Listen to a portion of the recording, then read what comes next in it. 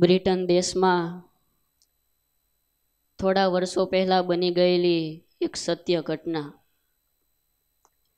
બ્રિટનના એક પ્રખ્યાત શહેરમાં ખૂબ જ નામાંકિત પ્રખ્યાત એક સમાજ સેવિકા રહેતા હતા. મારો સમાજ એ શિક્ષણ લેવલે તો નંબર 1 છે. મારો સમાજ એ વિજ્ઞાન અને ટેકનોલોજી ક્ષેત્રે તો અવ્વલ નંબરે આવે છે. પણ મારા સમાજને મળેલું જે જીવન છે એ માનવ જીવન વધુ સારી રીતે કેવી રીતે એ જીવી શકે? એમના યોગમાં જે કોઈ વ્યક્તિઓ આવે એમને પોતાના જીવન દ્વારા સારી વાત કેવી રીતે કરી શકે એ માટે પોતે ખૂબ સારું માર્ગદર્શન આપતા. મહિલાનો દેહ હતો, છતાં પણ એ લેખકે લખ્યું 24 કલાક એ પોતે બ્રિટન દેશના અલગ અલગ શહેરોમાં દોડતા. કોઈ પણ જગ્યાએ તે જાય, અહીંયા જવું, આવા વ્યક્તિઓને ન મળાય, એમની સાથે મારે વાત કરાય ન કરાય, કોઈ બંધી નહીં. એ જેલમાં કેદીઓને પણ મળવા જાય કે જે કેદીઓએ હત્યાઓ કરેલી હોય, બળાત્કાર, ખૂન, લાંચ, ભ્રષ્ટાચારમાં પકડાયેલા હોય, એમની પાસે જાય, એમને પણ જીવન જીવવાની સારી વાતો કરે.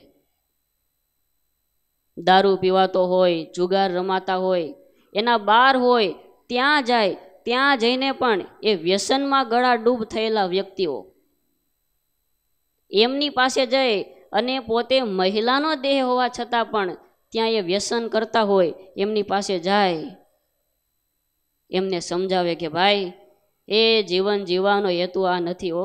સારું સારું ખાવું, મનમાં આવે એમ વર્તન કરવું, રાત્રિ દિવસ જોયા વિના ઇન્દ્રિયોને લાડ લડાવવા એ આપણા જીવનનો હેતુ નથી. તમારા પરિવાર પ્રત્યે ધ્યાન આપો, ભગવાન પ્રત્યે ધ્યાન રાખો, તમારા ધંધામાં ધ્યાન રાખો, આવી સુંદર વાતો કરે. આખા બ્રિટન દેશમાં આ મહિલાનું ખૂબ મોટું નામ હતું. પણ એક દિવસ એમના જીવનમાં એક ઘટના ઘટી, અને ઘટના એવી ઘટી કે એમને કાયમ માટે જાગતી કરી દીધી. ક્યારેય પણ એમણે સપનામાં વિચારેલું પણ નહીં એવો એમના જીવનમાં ટર્નિંગ પોઈન્ટ આવી ગયો. એક બહુ મોટી કોલેજ, 10 થી 15,000 જેટલા યુવાનો એમને સંસ્કાર ઉપર પ્રવચન આપી અને પોતે ગાડીમાં પરત ફરે છે. રાત્રે 9 વાગ્યાનો સમય છે. એ વખતે 12 વર્ષનો એક દીકરો એમની નજરમાં આવ્યો. માથે કાળી ટોપી પહેરેલી છે, ચશ્મા પહેરેલા, હાથમાં મોબાઈલ કે આઈપોડ, કાનમાં ઇયરફોનના ડીટિયા નાખેલા. જુવાનીઓ તો એની અદામાં ઊભો હોય ને ભાઈ, આમ પગની આટી બાટી ચડાવીને એક અડધો પગ દિવાલે આમ ટીંગાડેલો, સરસ મજાના બૂટ પહેરેલા અને હાથમાં પિસ્તોલ, અને આમ એવો આમ મોજથી આમ પિસ્તોલ પેતો જાય ને આમ ડોલતો જાય ને આમ ટોપી પાછી આમ રાખે તો ઓળખાઈ જાય, એટલે ટોપી આડી રાખે આમ આડી ટોપી રાખેલી અને ઊભેલો. એ આ સમાજ સેવિકાની નજર પડી. તરત એમણે કીધું ભાઈ ગાડી ઊભી રાખો. ગાડી ઊભી રાખી, પોતે ગાડીમાંથી ઉતરી અને બાળકની પાસે ગયા. પણ એટલી બધી એની પાસેથી દુર્ગંધ આવે, ખ્યાલ આવી ગયો કે બાળકે દારૂ પીધેલો છે. પાસે જઈને થોડી વાર એમનું નિરીક્ષણ કર્યું અને પછી પૂછ્યું કે એ બેટા, તું મારી સામે તો જો, તું કેમ આ ટોપી આમ કરી અને તારી મોજમાં તું જીવન જીવે છે? આજે હું તારી પાસે આવી છું, મારે તને 2 સારી વાત કરવી છે. તું કોનો દીકરો છે? તારા પિતાજી શું કરે છે? છોકરો કંઈ બોલે નહીં, એ તો પોતાની મોજમાં એવો વ્યસ્ત થઈ ગયેલો કે એમને આ બેન સામે જોવાનો ટાઈમ ન હતો. એ બેને આગળ પૂછ્યો કે બેટા તારા પપ્પા ક્યાં રહે છે? છોકરો કંઈ બોલ્યો નહીં. બીજો પ્રશ્ન પૂછ્યો કે બેટા તારી મમ્મીનું નામ શું છે? તારા મમ્મી શું કરે છે? અને ત્યારે એ છોકરો ધીમે કરીને બોલ્યો કે બેન, મારા મમ્મી છે ને એ બ્રિટન દેશના બહુ મોટા પ્રખ્યાત નામાંકિત એક વક્તા છે, અને આખા બ્રિટન દેશના માણસોને જીવન કેવી રીતે જીવવું જોઈએ, જીવનનો હેતુ શું છે એની વિશેનું ખૂબ સારું માર્ગદર્શન આપે છે, અને એમનો દીકરો હું છું. ફટ દેખાણી ટોપી ઊંચી કરી, શું વાત કરે છે બેટા? હા, હું તમારો દીકરો છું. છેલ્લા 2.5 વર્ષથી આ સમાજ સેવિકા મહિલા પોતાના બાળકનું ઘડતર કરવા માટે એક હોસ્ટેલમાં મૂકેલો. પોતાને એટલા સમાજના કામ કે છેલ્લા 2.5 વર્ષથી પોતાના બાળકને મળ્યા નહોતા. પગ નીચેથી ધરતી સરકી ગઈ. દીકરાને બાથમાં લઈ લીધો. અરે બેટા તું, હું આખા બ્રિટન દેશના માણસોને સુધારું અને મારો દીકરો આવો થાય? તને કોણે શીખવાડ્યું આ? અને ત્યારે છોકરો બોલ્યો કે માં, તે શીખવાડ્યું. અરે પણ બેટા મારો શું વાગ? અને ત્યારે બોલ્યો કે મમ્મી, હું જ્યારે હોસ્ટેલમાં ભણું છું ને, મહિને 2 મહિને જ્યારે એ રજાનો દિવસ આવે, મળવાનો દિવસ આવે ને, ત્યારે મારા તમામ ફ્રેન્ડ્સ, એમના દરેકના માતા પિતા એ મારા ફ્રેન્ડ્સને મળવા આવે છે, એમના માટે નાસ્તો લાવે, એમને પ્રેમ આપે, હેતના 2 શબ્દો કહે. પણ છેલ્લા 2.5 વર્ષથી તું એક પણ વખત મારી પાસે આવી નથી. મારી પાસે પ્રેમ ખૂટ્યો અને પરિણામે મેં એવા મિત્રો સાથે મિત્રતા કરી, અને મિત્રતા કરતાં કરતાં આજે મારા જીવનમાં ન કરવા જેવા તમામ પ્રકારના કાર્યો થાય છે. આજે દુનિયાના મોટા ભાગના માતા પિતાના જીવનમાં આ જ ઘટના ઘટે છે. સંપત્તિ મેળવવી, મોટા બંગલાઓ કરવા, ધંધાનો વિકાસ કરવો, સારી સારી ગાડીઓ લાવવી, પરિવારમાં એક પોતાનું મોટું નામ થાય, એ માટે રાત્રિ દિવસ દોડતા જાય છે. અને એવી દોડ લગાવી છે કે પરિણામે એ પોતાનો પરિવાર ભૂલાઈ જાય છે. મહેનત લગતી है सपनों को सच बनाने में, मेहनत लगती है सपनों को सच बनाने में, हौसला लगता है बुलंदियों को पाने में, बरसों लगते हैं जिंदगी बनाने में. એક સારું જીવન બનાવવું હોય ને તો કેટલા વર્ષો નાખી દઈએ ત્યારે કોઈક વ્યક્તિ આપણા વિશે 2 સારા વાક્ય બોલે. बरसों लगते हैं जिंदगी बनाने में और जिंदगी फिर भी कम पड़ती है यारो रिश्ता निभाने में. કે કેટલા વર્ષો આપણે નાખી દઈએ તો પણ સંબંધ નિભાવવામાં આપણું આ નાનકડું એવું જીવન છે એ ટૂંકું પડે છે. દુનિયામાં બીજા કોઈ વ્યક્તિ હોય, એમને જ્ઞાન દેવું હોય કે બાજુવાળાના છોકરાઓનું જીવન પરિવર્તન કરવું હોય કે દુનિયામાં બીજાને સારી વાત કરવી હોય ને, એ સહેલું છે, બહુ સહેલું છે. કારણ કે સલાહ દેવાની તો કોને ન ગમે, એમાં તો બધાને મજા આવે. કે એને સલાહ નહીં પણ સહકારની જરૂર છે. અને એમાંય આપણા ભારતવાળા હોય એને સલાહ દેતા તો બહુ સારી આવડે. ગુજરાતીઓ પાસે તમામ પ્રકારના પ્રશ્નોનું સોલ્યુશન છે. ગુજરાતીઓ પાસે તમામ પ્રકારના પ્રશ્નોનું સોલ્યુશન છે, ફક્ત પ્રશ્ન સામેવાળાનો હોવો જોઈએ. સામેવાળાનો પ્રશ્ન હોય એટલે એને બહુ બધું સારું સારું માર્ગદર્શન આપતા આવડે, સારી સારી સલાહ આપે, તમારે આમ કરાય, આમ ન કરાય. પણ જ્યારે એ જ ઘટના, એ જ પરિસ્થિતિ પોતાના જીવનમાં આવે છે ને, ત્યારે વ્યક્તિ મૂંઝાઈ જાય છે. પોતાના પરિવારના સભ્યો, પોતાના પરિવારને સમય આપવો અને એમના જીવન પરિવર્તન કરવાને, એમાં જ મહાનતા છે. ત્યારે આ ગઢડા મધ્ય પ્રકરણનું 57મું વચનામૃત વંચાયું ને, શ્રીજી મહારાજે આમાં ઘણી બધી વાતો કરી, પણ આમાં મહારાજે છેલ્લે જે દ્રષ્ટાંત આપ્યું ને, એ દ્રષ્ટાંત દ્વારા શ્રીજી મહારાજ જે સિદ્ધાંત પ્રસ્થાપિત કરવા માંગે છે એ મારાને તમારા જીવનમાં વર્તમાન સમયમાં 100% અમલમાં મૂકવા જેવો છે. મહારાજે શું વાત કરી? સુરવીર હોય તે લડવા સમયે શત્રુ સન્મુખ ચાલે પણ બીવે નહીં, તો તે સુરવીર સાચો.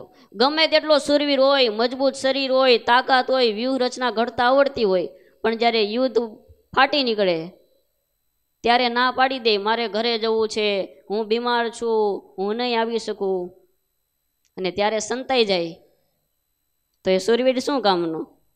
સુરવીર હોય એ શત્રુ સામે લડવાનું હોય ત્યારે સન્મુખ ચાલે, તો તે સુરવીર સાચો. અને ગાંઠે ધન હોય, પોતાની પાસે ઘણા બધા પૈસા હોય, પણ જો એ વાવરામાં ને ખર્ચામાં કામ ન આવે, તો તે સુરવીર અને ધન બંને વૃથા છે. ઘણા બધા પૈસા હોય પણ ક્યાંક સમાજનું કામ થતું હોય, કોઈ સારા કાર્ય થતા હોય, ત્યાં જો એ આપી નથી શકતા તો એમનું ધન છે એ પણ વૃથા છે. આખા વિશ્વને સમજવું અને આખા વિશ્વને સુધારવું સહેલું છે, પણ પરિવારના સભ્યો, આજે આપણે શૂરવીર છીએ, આજે ઘણી જગ્યાએ આપણે ઘણી બધી સારી સલાહો આપીએ છીએ, શૂરવીર છીએ ને, શત્રુ સન્મુખ ચાલે કાંઈ વાંધો નથી, પણ જ્યારે પરિવારનો પ્રશ્ન આવે ને ત્યારે દરેક વ્યક્તિ થાકી જાય છે.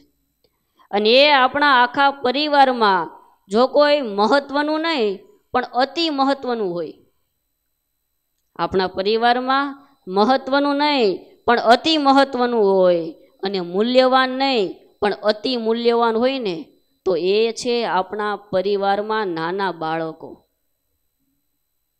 કારણ કે એક નાનું બાળક છે, એમના જીવનમાં સારા સંસ્કારો નાખવા, એમને સત્સંગ, મહારાજ, મોટા સંતોની ઓળખાણ પાવી, એમના જીવનમાં સારી સુટેવો પાડવી, એ આ વિશ્વનું નંબર 1 કાર્ય છે.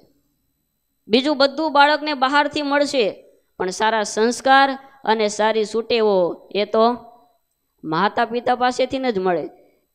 કારણ કે આપણે વિચાર કરીએ, એક બાળક જો સ્વસ્થ હશે, બાળકનું જીવન જો સારું હશે તો આખો પરિવાર પણ સ્વસ્થ બનશે, અને જો પરિવાર સ્વસ્થ બનશે તો સમાજ સ્વસ્થ બનશે, તો આખો સમુદાય સ્વસ્થ, અને સમુદાય સ્વસ્થ હશે તો આખો દેશ સ્વસ્થ બનશે, અને દેશ સ્વસ્થ હશે ને તો આખું બ્રહ્માંડ, આખો દુનિયા, જે કાંઈ લોકો છે એ તમામના જીવન પણ સ્વસ્થ હશે.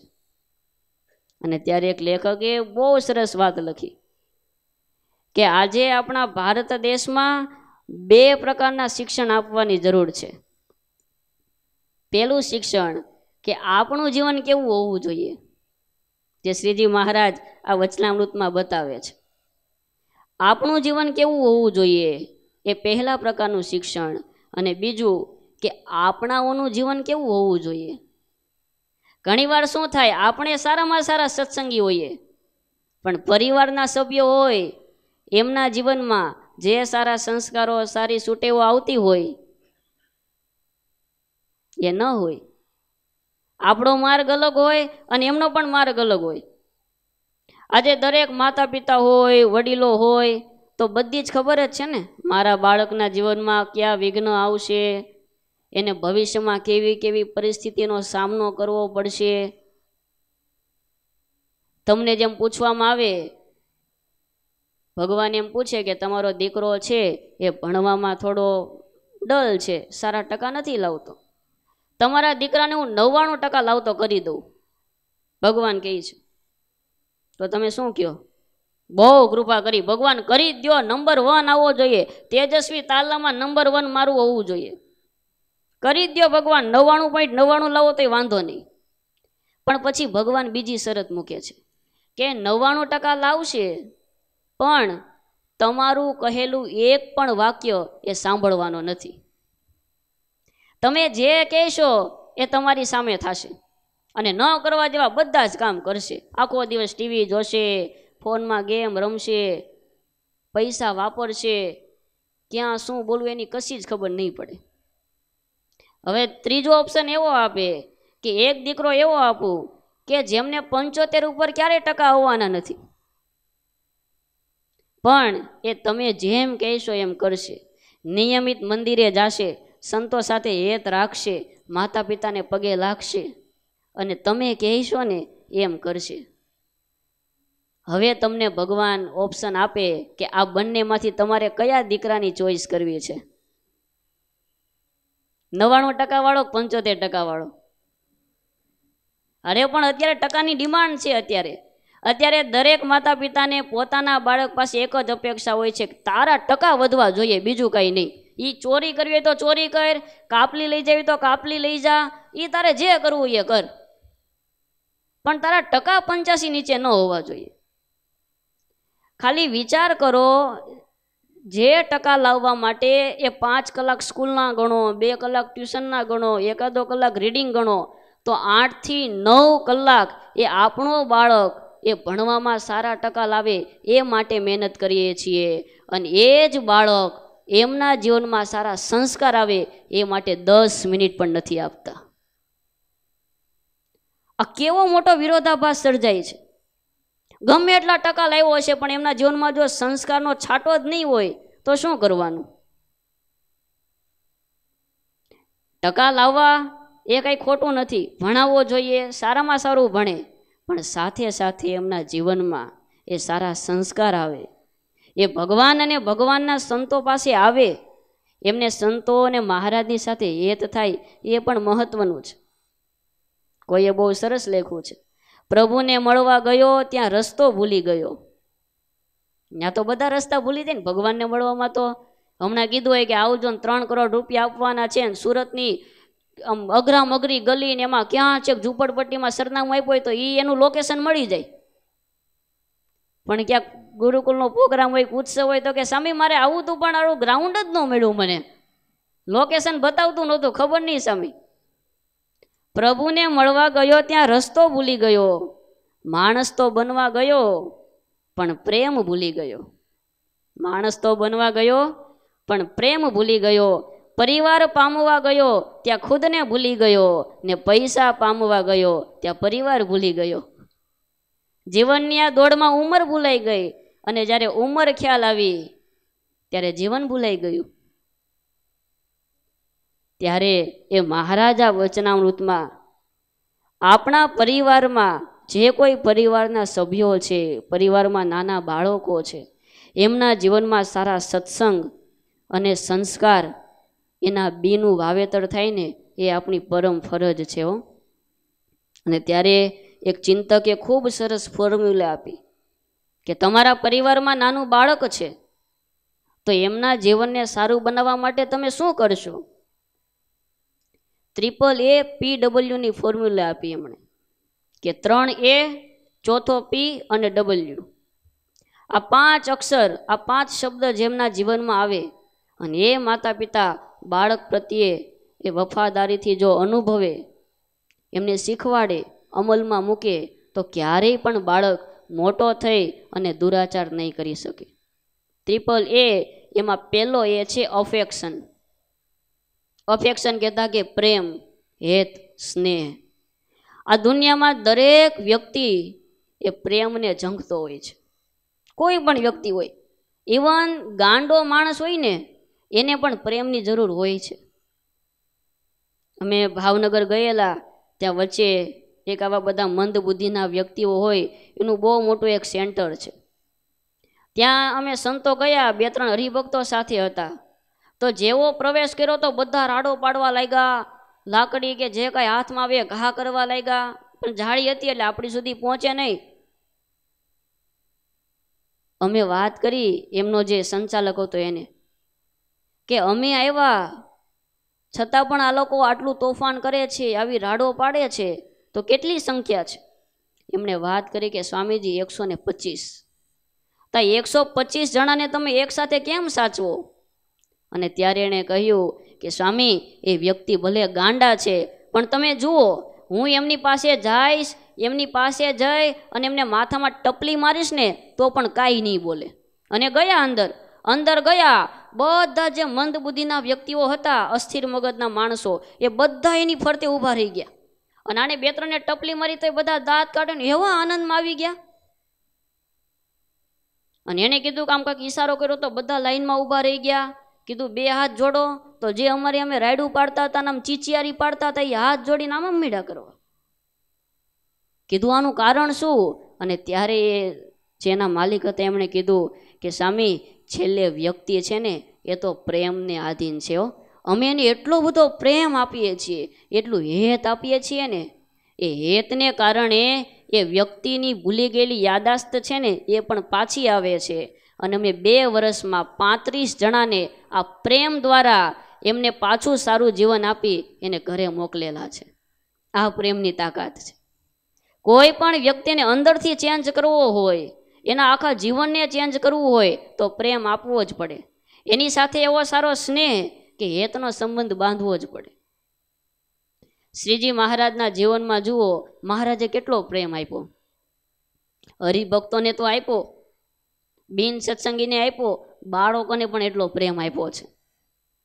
મહારાજ દાદા ખાચરના દરબારમાં વિરાજમાન હતા અને દાદા ખાચરના દીકરા બાવા ખાચર, બહુ નાની એવી ઉંમર, અને ભાખોડિયા પર ચાલતા ચાલતા એકવાર મહારાજ બેઠા હશે લીંબ તરુ નીચે અને ત્યાં પહોંચી ગયા. એટલે ત્યાં આમ ચાલ્યા આવે એટલે મહારાજ એકલા બેઠા હશે એટલે મહારાજને થોડી રમત કરવાનું મન થયું. આમે નટખટ તો હતા જ, એ કોઈ લીલા કરવાની બાકી નથી રાખી. એટલે મહારાજે સેદામ પગ લાંબો કર્યો. પગ લાંબો કરીને બાવા ખાચર આમ ઊંચા થવા ગયા ને તેની દાઢીએ મહારાજે પગનો અંગૂઠો અડાડ્યો. હવે અંગૂઠો અડાડ્યો એટલે બાવા ખાચરે મોઢું ખોલી અને મહારાજનો અંગૂઠો હતો ને મોઢામાં લઈ લીધો અને મહારાજનો અંગૂઠો ચૂસવા લાગ્યા. હવે ભાઈ અનંત કોટી બ્રહ્માંડનો અધિપતિ પૂર્ણ પુરુષોત્તમ નારાયણ, હવે એમના દર્શન કરીએ છીએ તો હૈયામાં આટલું ટાઢું થાય, એમના સાનિધ્યમાં આવીએ તો આપણા વિચારો બંધ થઈ જાય. અને એ પૂર્ણ પુરુષોત્તમ ભગવાન સ્વામિનારાયણ અને એમનો અંગૂઠો મોઢામાં આવીને ચૂસે, એવો સ્વાદ આવ્યો ને પછી તો બાવા ખાચરને કાયમીનું વ્યસન પડી ગયું. સંતોએ લખ્યું છે કે બાવા ખાચર જ્યારે જ્યારે મહારાજને જોઈ જાય એટલે મહારાજની પાસે જઈ અને મહારાજનો અંગૂઠો ચૂસવા લાગે. અને મહારાજે દયાળુ ને, બાકી કેવું લાગે આમ તો વિચાર, આમ કલ્પના કરો તો.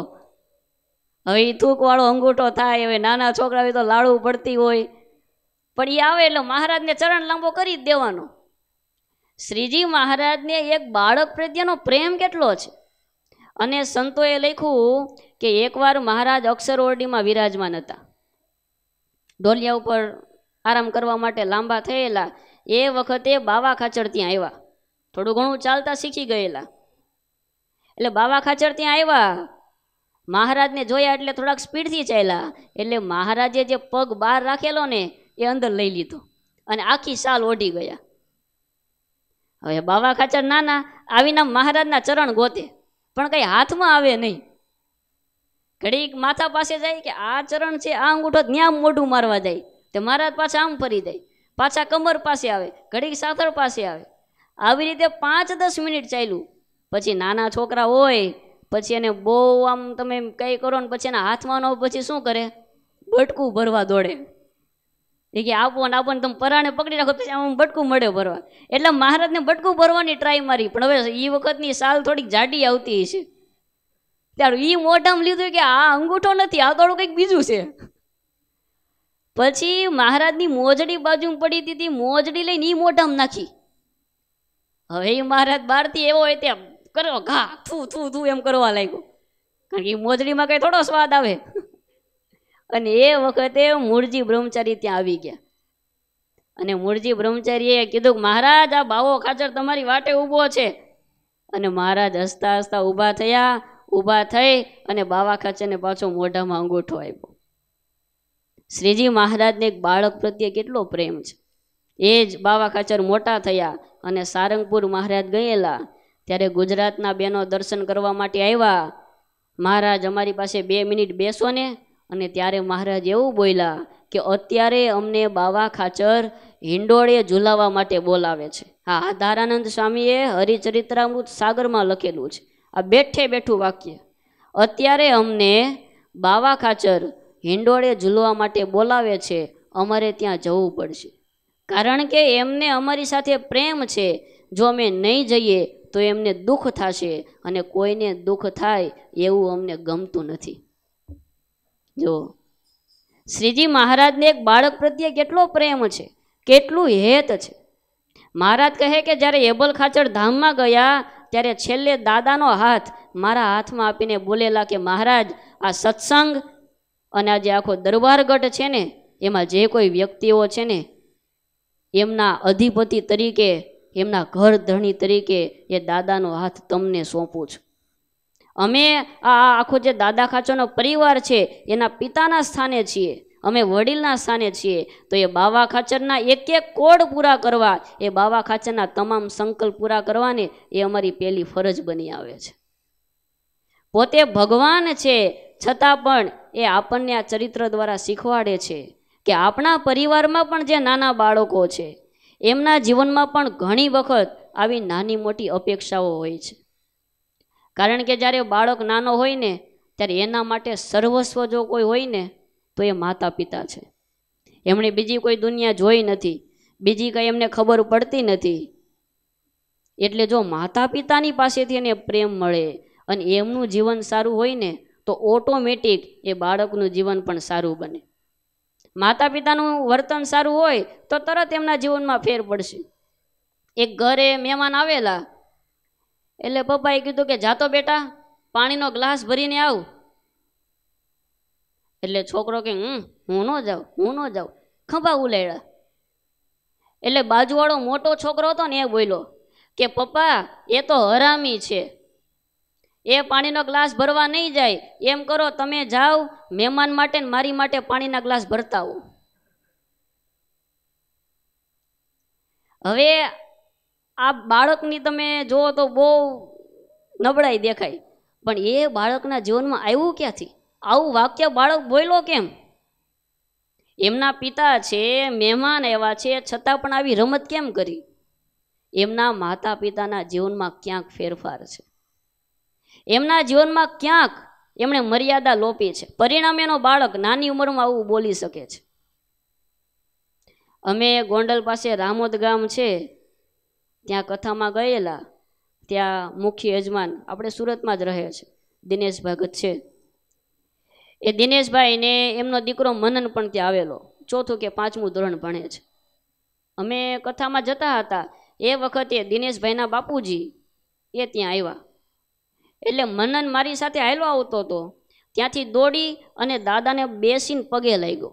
પગે લાગી અને દાદાને ભેટી પડ્યો. એ બાપા પણ ખુશ થઈ ગયા અને મનનને પણ ખૂબ આનંદ આવ્યો. પછી તો મનન થોડી વાર ઊભો રહ્યો, પછી ઉપર આવ્યો ને એટલે પહેલું કામ મેં એ કર્યું, મેં તો અહીંયા આવ્યું હતું એને હું રૂમમાં લઈ ગયો. ત્યાં પાછળ બધું કથાનો સામાન હોય ત્યાં થોડી વાર બેસાડ્યો. પછી મેં એને વાતમાં પૂછ્યું, કારણ કે આપણી નજરમાં આવું દ્રશ્ય મેં પહેલી વાર જોયું કે આવો નાનો છોકરો હોય ને દોડીને દાદાને પગે લાગે. નહીતર તો દાદા દેખાય નહીં, દાદા બિચારા લકડી લે આમ ટબુક ચાલ્યા જતા હોય, છોકરો બાજુમાં જ નીકળી જાય કે હમણાં પાણીનો ગ્લાસ ભરવાનું કહેશે કે કંઈક ચશ્મા ગોતવાનું કહેશે, કંઈક બીજું કામ સોંપશે. મેં એને વાત કરી કે મનન તને આ પગે લાગવાનું કોણે શીખવાડ્યું?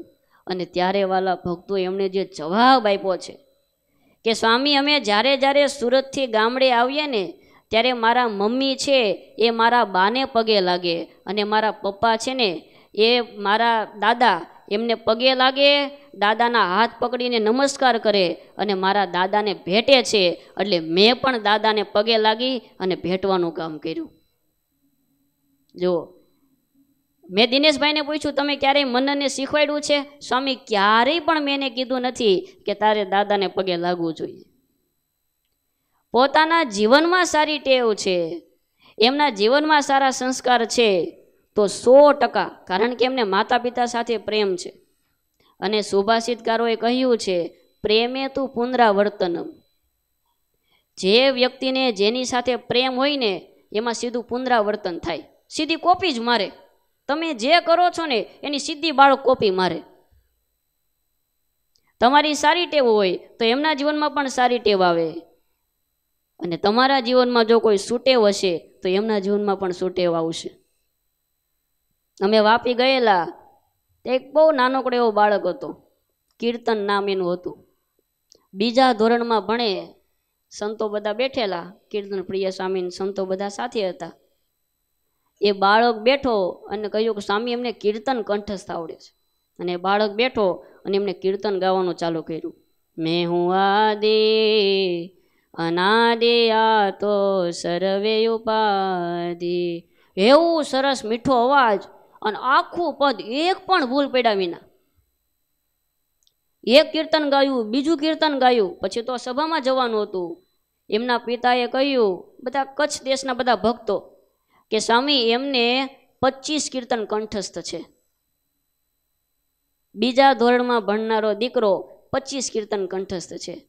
કેવી રીતે આવડ્યા? તો કે સ્વામી એમના મમ્મી છે ને એ કાયમ માટે ઘનશ્યામ મહારાજ પાસે 2 કલાક કીર્તન બોલે છે. અને એ જ્યારે કીર્તન બોલતા હોય ત્યારે આને બાજુમાં બેસાડે. તને વાંચતા આવડે કે ન આવડે, તારે બેઠા બેઠા સાંભળવાના છે. અને એ કીર્તન ગાતા હોય, એ શબ્દો આના કાનમાં પડે છે અને મનમાં થયું કે મમ્મી તું ગા છો તો મારે પણ ગાવું છે. તો કે સારું બેટા, ધીરે ધીરે વાંચતા શીખવાડ્યું અને એ કીર્તન નામનો જે દીકરો હતો એમને પણ કીર્તન ગાતા આવડી ગયું. પ્રેમ છે તો તરત જ. પણ એની દ્રષ્ટિ, એની જગ્યાએ જેના મમ્મી ટીવી જોતા હોય તો કીર્તન ભગત ટીવી જોત. એમના પપ્પા બિસ્ટોલ પીતા હોત તો એ પણ બીડી પીતા હોય. એ તો સીધા પૈસા ન મળે પપ્પા લેવા મોકલે એમાંથી પી લે. આમાં ઘણા એવા બેઠા હોય. જો કે આ તો આપણે સત્સંગી પરિવાર છે, બાકી અમે ક્યાંક ક્યાંક સભામાં જઈએ તો આમ અંગત મળે તો કે સ્વામી અમે બીડી પીતા કેવી રીતે શીખા? તો કે ઠૂઠા પીતા અમે પહેલાં તો. ઓલી બીડીઓ પીને નાખી દીધા હોય ને બાબલા હોય ઠૂઠા. એટલે અમુક તો એમાં પાછા વૈભવશાળી હોય, આખી ન પીવે, અડધી જ પીવે, અડધી પીને જવા દે. એટલે એ જો ઠૂઠું પડ્યું હોય ને લઈ લે અને પછી એ જેગવી અને પછી એ પીવે. એના પપ્પા જો વ્યસન કરે છે તો બાળક પણ વ્યસન કરવાનો છે. અને ત્યારે એ બાળકની અફેક્શન કહેતા પ્રેમ આપતા શીખો. વાલા ભક્તો, આજે પૂજ્ય સ્વામીને યાદ કરીએ. આજે સ્વામીના જીવનમાં જોઈએ તો હરિભક્તોને પ્રેમ આપતા હોય, પણ જ્યારે અહીંયા ગુરુકુલમાં હોય, કોઈ પણ શાખા સંસ્થામાં હોય, સંતોને કલ્પના નહીં કરી હોય ને એટલો પ્રેમ આપતા હશે. મેં તો ગયા યુવા એન્જોય ડેમાં પણ વાત કરેલી કે કદાચ તમને તમારા માતા પિતા પ્રેમ આપતા હશે ને એની કરતાં અનેક ગણો પ્રેમ મોટા સ્વામી અમને આપે છે. આપણે ક્યારેય વિચાર્યું ન હોય એટલું આપણું ધ્યાન રાખતા હોઈએ. ક્યાંય પણ સત્સંગ વિચરણમાં ગયા હોઈએ તો 2 કે 3 દિવસ થાય તરત સ્વામીનો ફોન આવે. કેટલા ભક્તો ભેગા થાય છે, બીજી કોઈ મુશ્કેલી નથી ને, કેટલા સંતો છો, રસોડાનું કેમ કરો છો, ઝીણી ઝીણી ઝીણી એક એક બાબતનું ખાલી 2 મિનિટ વાત કરે ને તો આપણે ખુશ થઈ જઈએ.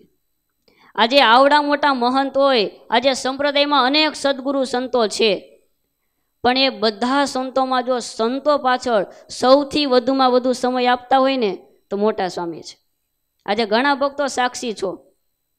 સ્વામીને આટલી મોટી જવાબદારી હોય, ઉત્સવો, અનેક કાર્યક્રમના આયોજનો થતા હોય, ગમે ત્યારે ક્યાંક જવાનું થતું હોય, પણ સ્વામી જ્યારે સુરત ગુરુકુલમાં હાજર હોય, ગમે તેવો ઉત્સવ હોય, પછી એ ભાવાંજલિ ચાલુ હોય કે હરિકૃષ્ણ મહારાજ મહોત્સવ ચાલુ હોય, 3:30 થી 4:30 સ્વામીની પાસે સંતો બેઠા જ હોય, બીજો કોઈ કામ નહીં. સ્વામીને ગમે એટલી બીજા કાર્યની દબાણ હોય પણ સ્વામી પહેલાં સંતોને ન્યાય આપે. એટલું નહીં, 3:30 થી 4:30 હોય, સાંજે પાછા ઘણા ભક્તો જો અહીંયા ઓફિસમાં બેઠા હોય સ્વામી, ત્યાં પણ અમે સંતો બેઠા હોઈએ. ક્યારેક સવારે સાંજે જ્યારે ટાઈમ મળે, તમે આમ સરેરાશ ગણો ને તો આખા વર્ષના દરેક દિવસોમાં સરેરાશ સ્વામી 3 થી 4 કલાક પર ડે એ સંતોને આપતા હશે. એકવાર સ્વામી બોલેલા, સ્વામી કે જ્યારે આ સંતો એ અમારી પાસે આવે ત્યારે એમના પૂર્વાશ્રમના માતા પિતા હોય ને એ છેલ્લે એવું બોલ્યા હોય કે સ્વામી મારો દીકરો છે ને એનો હાથ હું તમારા હાથમાં સોંપું છું. એના બધા અરમાનો, બધી અપેક્ષા હોય, બધું જ પૂર્ણ કરી અને એને મારા ભરોસે એમના દીકરાને, એમના સંતાનોને એમને અહીંયા ગુરુકુલમાં ભગવાન ભજવા માટે મોકલા હોય, અને જો હું એને સમય ન આપું, જો હું એના પ્રશ્નોનું સોલ્યુશન ન કરું ને તો હું મહારાજનો ગુનેગાર ગણાવું. કેટલો સંતોને પ્રેમ આપે છે. ત્યારે આપણા પરિવારમાં પણ જે બાળકો છે એમને પ્રેમ આપતા શીખીએ. ગુરુદેવ શાસ્ત્રીજી મહારાજ હોય તો સ્વામી પણ એ સંતોને ખૂબ સાચવતા. અને મોટા સ્વામી તો ઘણીવાર કહે કે અમારે તમારી પાસેથી બીજી કોઈ અપેક્ષા નથી. ગુરુદેવ શાસ્ત્રીજી મહારાજે અમને જે આપ્યું હતું એ અમે જાળવી રાખ્યું છે, અને તમને આપ્યું છે, હવે એ તમારે જાળવી રાખવાનું છે, અને આવનારી જે નવી પેઢી છે ને એને આપવાનું છે. બીજું કશું જ કરવાનું નથી. પણ આ બધું ક્યારે થાય? પ્રેમ હોય ને, હૃદયના ભાવથી સમર્પણ હોય ને ત્યારે થાય છે. બીજો એ છે એપ્રિસિએશન, કે બાળક જીવનમાં કોઈ સારું કાર્ય કરે છે તો એમની કદર કરતા શીખીએ. એમને 2 સારા વખાણના, પ્રશંસાના શબ્દો કહેતા શીખીએ.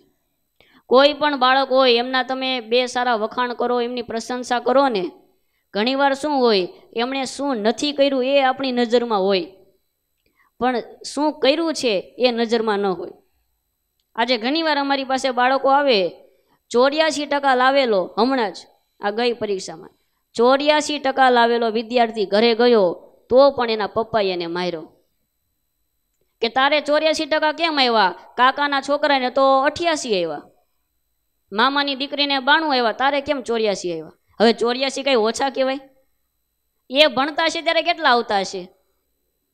એના પપ્પા જ્યારે ગામડાની સ્કૂલમાં ભણતા હશે, અમારે ગોવિંદ ભગત છે, હમણાં ગઈકાલે બેઠા હતા ઓફિસમાં, એ કે સ્વામી અમારી વખતે તો એવી સિસ્ટમ હતી, ગામડાની સ્કૂલ હોય અને પરીક્ષામાં જેવું આવડે ને એવું બધું પેપરમાં લખી નાખવાનું, પછી સાહેબ ક્લાસમાં આવીને કહી દે કે બધા પાસ, 8મા ધોરણમાં બેસી જાજો. કોનો પહેલો નંબર, બીજો નંબર, ગણિતમાં કેટલા, સમાજમાં કેટલા, કોઈ સિસ્ટમ નહીં, બધા પાસ. હવે પોતે આવું ભણતર ભણેલા છે, એના દીકરાને 84% આવ્યા છે, છતાં પણ અપેક્ષા એટલી બધી વધે છે. એને કારણે એ બાળક અને પિતા એ બંનેની વચ્ચે એ વિરોધાભાસ ઊભો થાય છે. પણ જો એમના જીવનમાં સારા સંસ્કાર અને એમના વખાણ કરવામાં આવે, ગુરુ મહારાજ સરસ સૂત્ર આપે ને, સ્વામી કે પશુને ખાણ અને માણસને વખાણ એટલે પાણી પાણી. શ્રીજી મહારાજ મેથાણ ગામમાં પધારેલા. મેથાણ ગામમાં મહારાજને થોડો ગુપ્તવાસ કરવાની ઈચ્છા, 1 મહિનો મહારાજ એ ત્યાં ગુપ્તવાસમાં રહેલા. તદ્રુપાનંદ સ્વામીએ એ એમની વાતોમાં પ્રસંગ લખ્યો છે. એ મેથાણમાં ઘણા મહારાજના ભક્તો, પણ એ મેથાણના કાકાભાઈ અને પૂંજાભાઈ બંને બહુ સારા હરિભક્તો. એકવાર મહારાજ ઢોલિયા ઉપર બેઠા હશે અને સવારનો સમય, એટલે આ કાકાભાઈના દીકરી બાઈબા અને પૂંજાભાઈના દીકરો દલાજી, બહુ બંને નાની ઉંમર અને બંને ફળિયામાં કંઈક રમત રમતા હશે, પગથી લીટા ગાળે અને એની કંઈક રમત આવતી હશે, એ રમત રમતા હશે. અહીંયા મહારાજ બેઠા બેઠા બંનેને જુએ.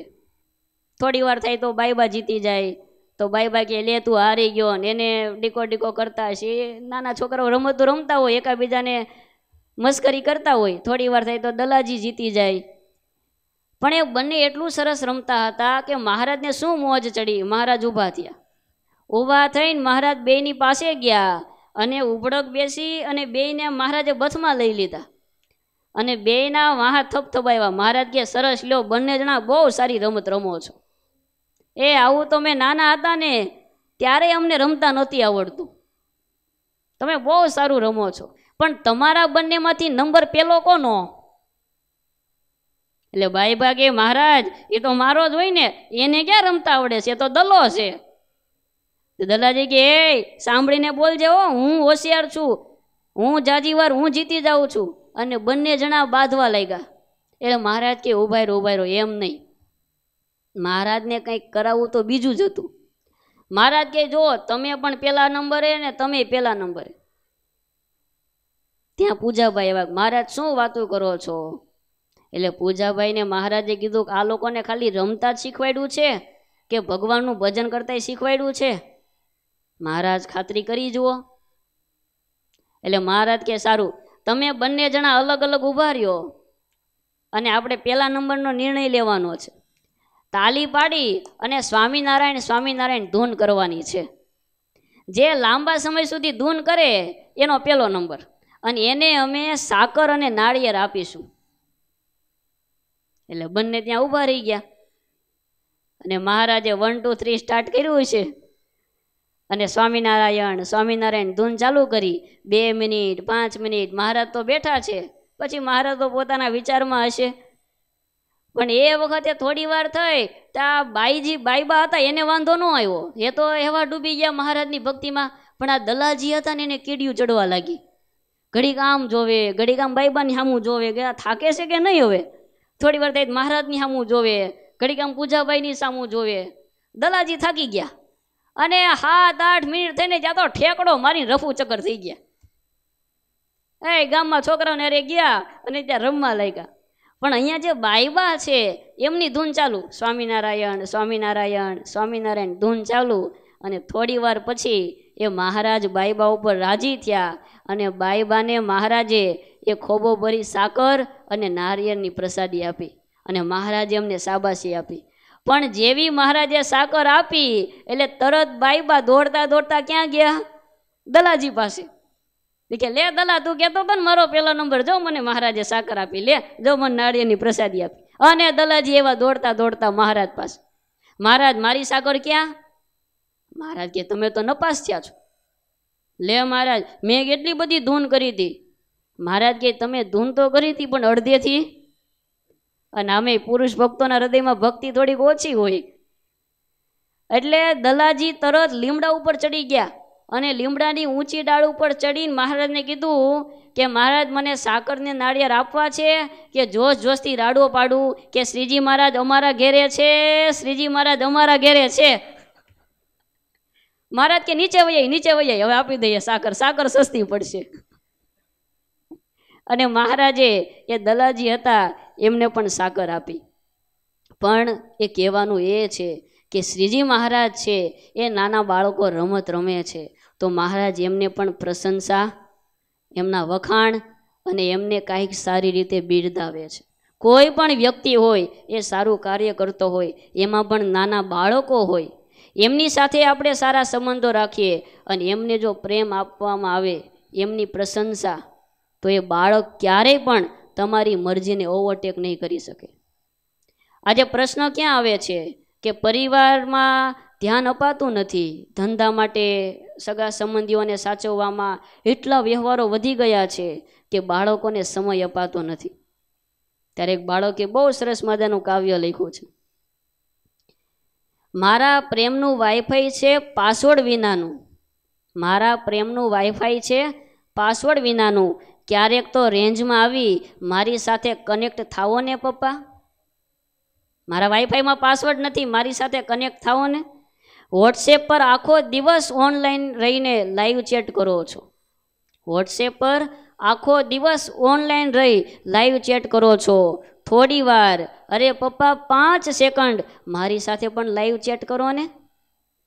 છે ને, રાત્રે આવીએ ઘર ધંધેથી આવીને તરત ફોનમાં શું નવા મેસેજ છે, કર્ણાટકની ચૂંટણીનું શું થયું, આ શું થયું, આ શું થયું, એવા ડૂબી જઈએ એમાંથી. દીકરો બિચારો શું ભણીને આવ્યો છે, શું રિઝલ્ટ આવ્યું, એમને શું જરૂર છે, બધું જ ભૂલાઈ જાય છે. ફેસબુક પર ઘણા પેજ લાઈક કરો છો પપ્પા, ફેસબુક પર ઘણા પેજ લાઈક કરો છો, ક્યારેક તો મારા હોમવર્ક પર શિક્ષકે લખેલા ગુડ ઉપર પણ કોમેન્ટ કરો ને. કે આજે હું સારું લેસન કરીને ગયેલો તો મને શિક્ષકે ગુડ લખી દીધું છે, તો પપ્પા એ તો મારી નોટમાં તમે જુઓ.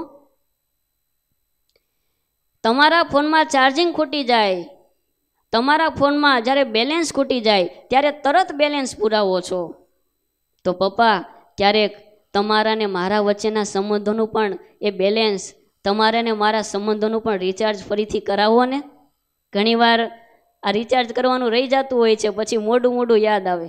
પ્લે સ્ટોરમાં જઈ અને ઘણી બધી એપ્લિકેશનો અપડેટ કરો છો પપ્પા, પ્લે સ્ટોરમાં જઈ અને ઘણી બધી એપ્લિકેશનો અપડેટ કરો છો, ક્યારેક આપણા બંને વચ્ચેના પ્રેમને પણ અપડેટ કરો ને પપ્પા. વેકેશન પડ્યું છે, મારે રમવું છે તમારી સાથે, તમારા ટાઈમના સેટિંગમાં પ્લીઝ થોડો ફેરફાર કરી અને મને તમારો પ્રેમ આપો ને. લાગણીઓને મારે શેર કરવી છે તમારી સાથે ડેડી, લાગણીઓને મારે શેર કરવી છે તમારી સાથે ડેડી, એકવાર મારી રિક્વેસ્ટ તમે પ્લીઝ એક્સેપ્ટ કરો ને પપ્પા. એક લેખકના હૃદયમાંથી આ નીકળેલી પંક્તિઓ પણ આજે વર્તમાન સમયમાં આજે બહુ જરૂરી છે. આ વોટ્સઅપ પર, ફેસબુક પર, ટીવીઓમાં, સગા સંબંધીમાં, પૈસા પાછળ, એ બધું જ જેના માટે કરીએ છીએ, જેના માટે આપણે ભેગું કરીએ છીએ, એ જે પરિવારનો મુખ્ય વ્યક્તિ કે આજનું બાળક એ આવતીકાલનું ભવિષ્ય છે, જેમની પાસે આપણે ગઢપણ વિતાવવાનું છે, એ બાળકને સમય અપાતો નથી, એ બાળકને પ્રશંસા અપાતી નથી, અને પરિણામ શું આવે છે, એ જ બાળક મોટો થાય છે અને આપણી જે કાંઈ ઈચ્છાઓ છે એના વિરુદ્ધ વર્તન કરે છે. એટલે બીજું છે કે બાળકની પ્રશંસા કરતા શીખો. ત્રીજો એ છે એક્વેન્ટન્સ, કે તમારા પરિવારમાં જે બાળક છે એમને તમે જ્ઞાન આપતા શીખો, એમને નવી નવી જાણકારી, એમને પરિચય કરાવો. આ બહુ મહત્વનું પાસું છે. પરિવારમાં જે બાળક છે ને દુનિયાની કોઈ બાબત નહીં શીખવાડવી પડે, એ બધું જ એને આવડી જશે. પણ આપણા શાસ્ત્રો, આપણી ભારત દેશની સંસ્કૃતિ, આપણું ગુરુકુલ, આપણને જે મહારાજ મળ્યા છે ને, એ ક્યારેય પણ આપણે એને કહેતા નથી. દુનિયાના લોકો તો એમના બાળકને જીવન આપે છે.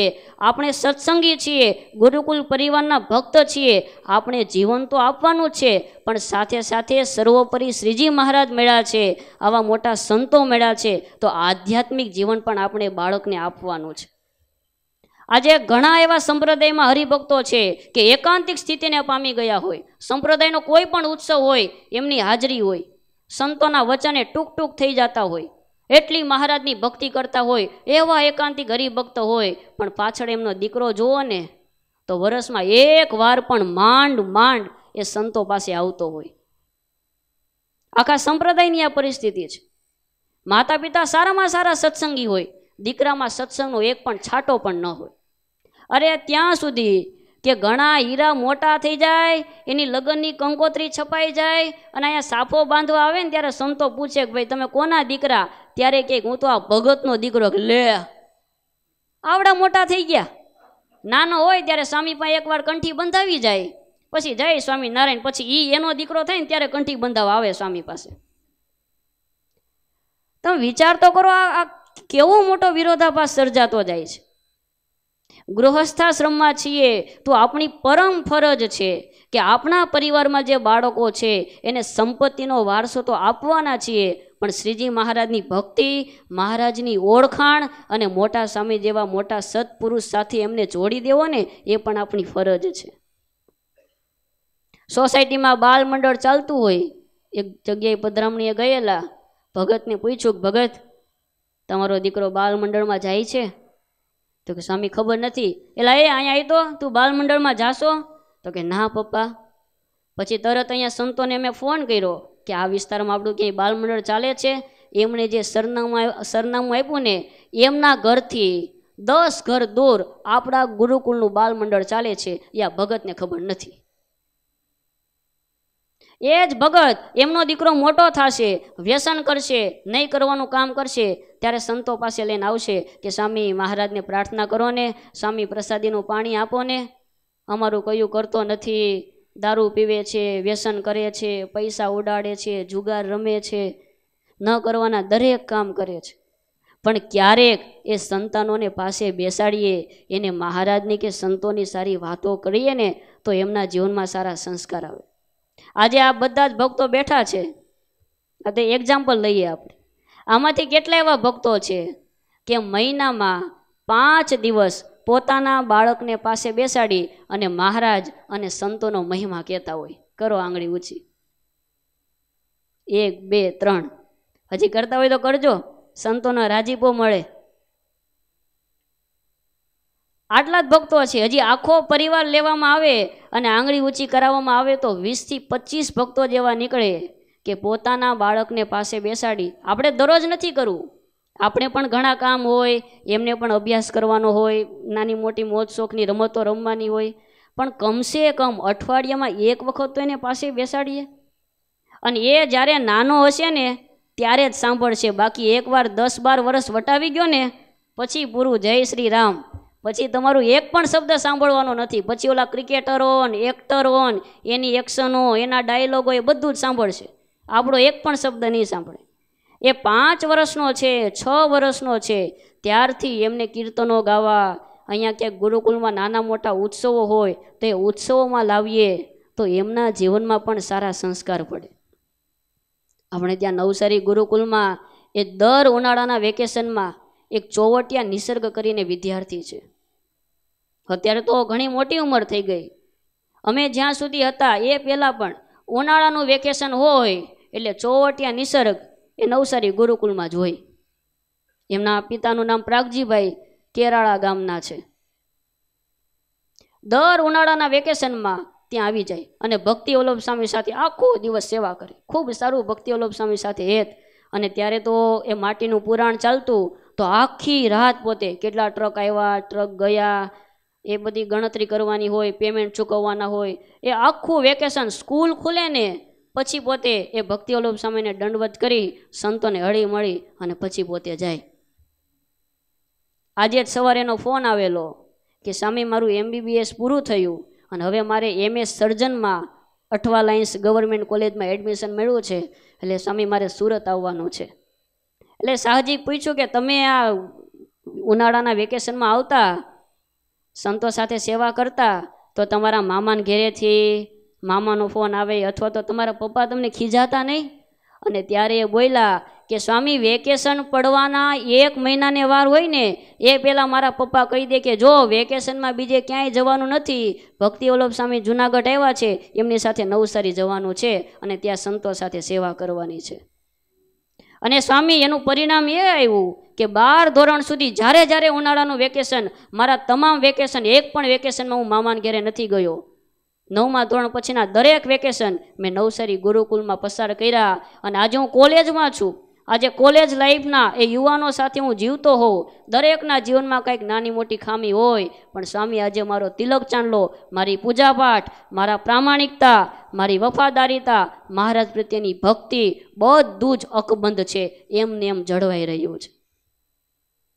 જો હું સંતોની સાથે ન આવ્યો હોત, મેં વેકેશન પસાર ન કર્યા હોત ને, તો સ્વામી કદાચ મારું MBBS પણ સારી રીતે પૂર્ણ ન થાય.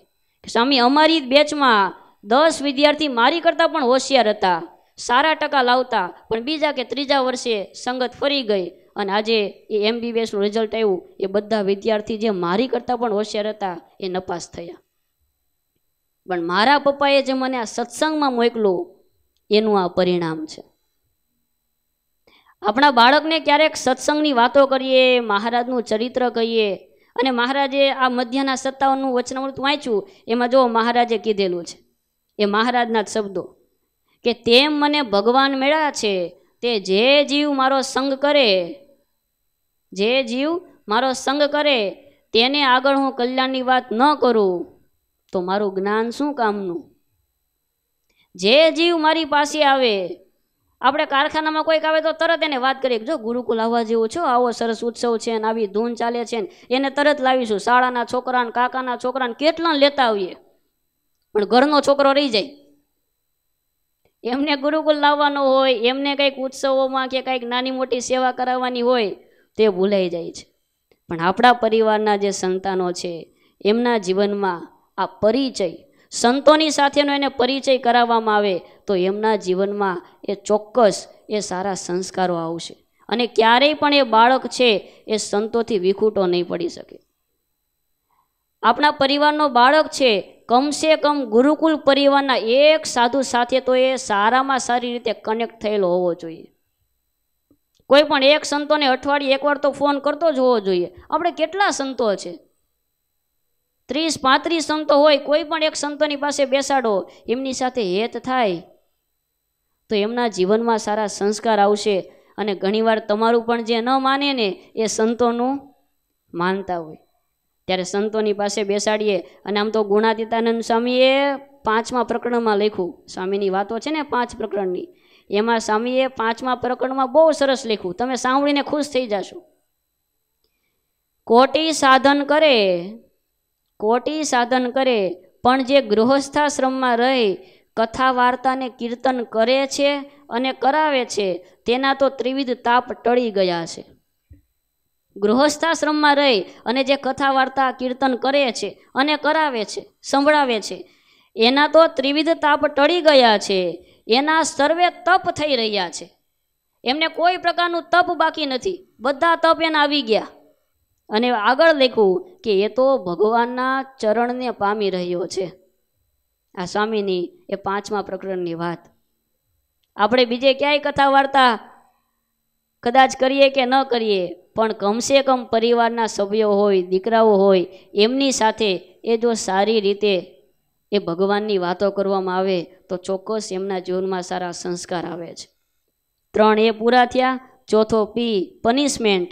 એમના જીવનમાં એ ક્યારેક એ પોતે અયોગ્ય વર્તન કરે છે તો ક્યારેક એમને શિક્ષા પણ કરવી જોઈએ.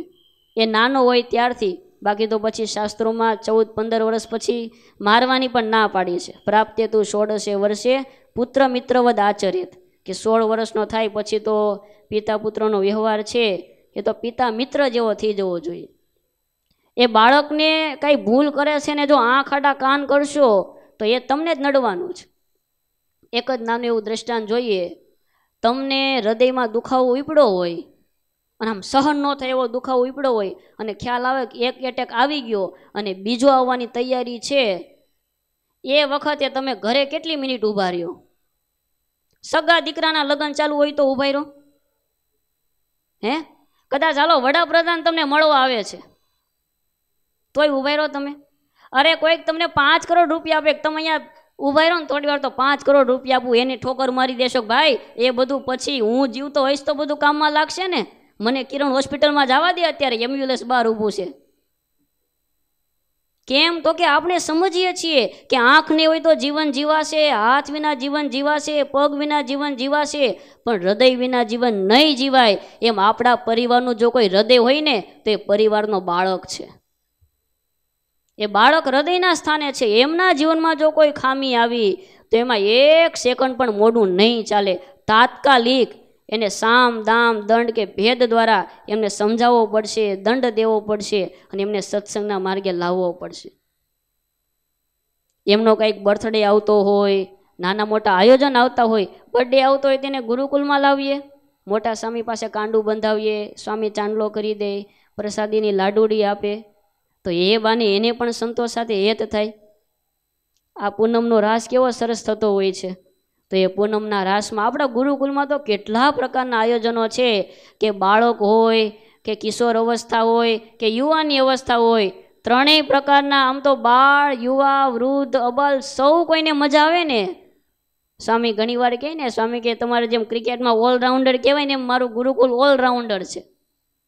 બુભુક્ષુ હોય, મુમુક્ષુ હોય, સત્સંગી, બિન સત્સંગી દરેક વ્યક્તિ હોય ને એ મારા ગુરુકુલમાં આવે એટલે એને લક્ષી અને કંઈક પ્રવૃત્તિ તો ચોક્કસ મળે ને મળે જ. અને છેલ્લું છે W, વિઝડમ કે અનુભવ. એ લેખક એવું લખ્યું કે તમે એને પ્રેમ આપશો, એની પ્રશંસા કરશો, એમના જીવનમાં સારી ટેવો પાડશો, એને શિક્ષા કરશો, એ બધી જ વાત સાચી, પણ અમુક જીવનમાં જે મેળવવા જેવા મૂલ્યો છે એ તો જે મોટો થશે એ પોતે અનેક સંસારની પરિસ્થિતિઓ વચ્ચે પોતે ત્યાં જશે અને અનુભવ થશે, પછી એના જીવનમાં એમને જ્ઞાન થશે. ત્યારે શ્રીજી મહારાજે આ વચનામૃતમાં કહ્યું કે આપણને જે કંઈ મળ્યું છે એ આવનારી પેઢી છે એમના સુધી જો પહોંચે તો જ એની સાચી સાર્થકતા છે. સહજાનંદ સ્વામી મહારાજની જય.